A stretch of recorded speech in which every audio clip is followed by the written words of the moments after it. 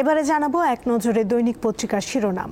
আমাদের হাতে রয়েছে প্রথম আলো পত্রিকা, যার প্রধান শিরোনামে দেখতে পাচ্ছি, হঠাৎ করে আক্রমণ চলে আসতে পারে, এই নির্বাচন চ্যালেঞ্জিং হবে। নির্বাচন প্রস্তুতি সভায় প্রধান উপদেষ্টা। ঝড়ঝঞ্ঝাট আসুক, অতিক্রম করতে হবে, মাঠ কর্মকর্তাদের পদায়ন, আইন শৃঙ্খলা নিয়ে আলোচনা। এদিকে ভোটারদের মনে আস্থা তৈরি করা সরকারের দায়িত্ব, আনু মোহাম্মদের অভিমত। এদিকে দলগুলোর মতপার্থক্য সামনে এলো আরও তীব্রভাবে সনদ বাস্তবায়নের সুপারিশ।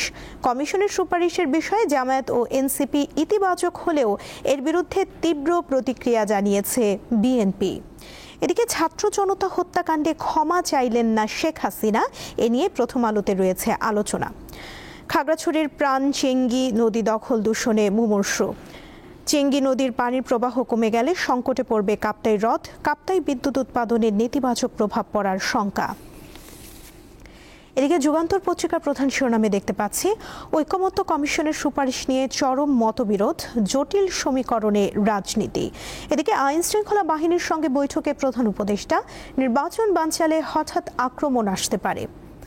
আরও দেখতে পাচ্ছি, জাতীয় ঐকমত্য কমিশনের সুপারিশ প্রসঙ্গ, জনগণের সঙ্গে এটা প্রতারণা বললেন ফখরুল। সমকাল পত্রিকার প্রধান শিরোনামে রয়েছে, সনদের ভিন্ন মত আদেশে না থাকায় বিতর্ক। এদিকে আইয়ুব ইয়াহিয়ার আদেশের সঙ্গে তুলনা করল বিএনপি, সনদের স্বয়ংক্রিয় বাস্তবায়ন। নির্বাচন বানচালের চেষ্টা হবে, হঠাৎ আক্রমণ আসতে পারে বললেন প্রধান উপদেষ্টা।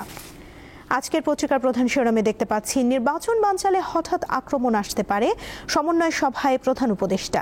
এদিকে 270 দিন সময় বেঁধে দেয়া নিয়ে মতভেদ জানালেন। জুলাই সনদ বাস্তবায়ন নিয়েও আজকের পত্রিকায় রয়েছে প্রতিবেদন। এদিকে 24 ঘন্টায় জাতীয়করণ না হলে কঠোর কর্মসূচি, ইবতেদায়ী শিক্ষকদের বার্তা। আমার দেশ পত্রিকার প্রধান শিরোনামে রয়েছে, সরকার বিএনপি মুখোমুখি, জুলাই জাতীয় সনদ বাস্তবায়ন।